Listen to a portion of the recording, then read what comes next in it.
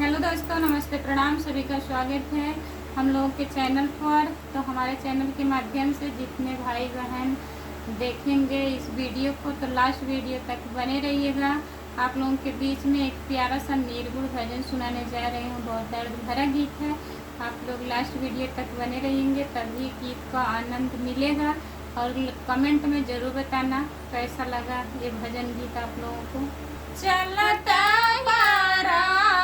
तेरी आया कैसे रोयू रामा, चलता परान तेरी आया कैसे रोयू रामा।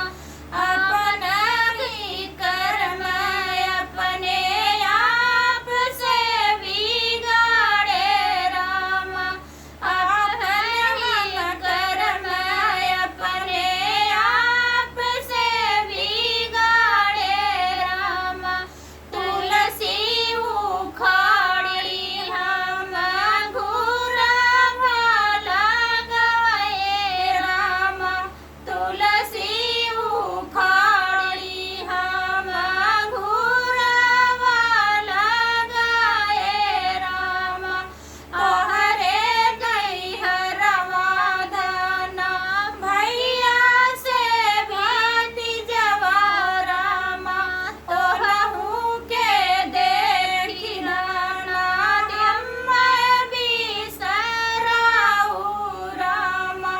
ओनहू के देखी धाना मैं बिसराऊ रामा।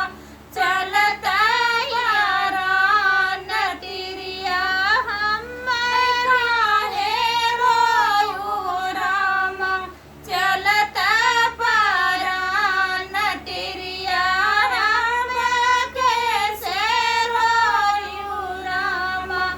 अपना हम कर्म अपने आप से बिगाड़े रामा, अपना ही कर्म अपने आप से बिगाड़े रामा। तुलसी उखाड़ी हम घूरवा लगाए रामा, तुलसी उखाड़ी हम घूरवा लगाए रामा। तोहरे नागनवा धना तुलसी के पेड़वा रामा, ओनहू के देखी जिधाना हम बिसराऊ रामा। ओनहू के पूज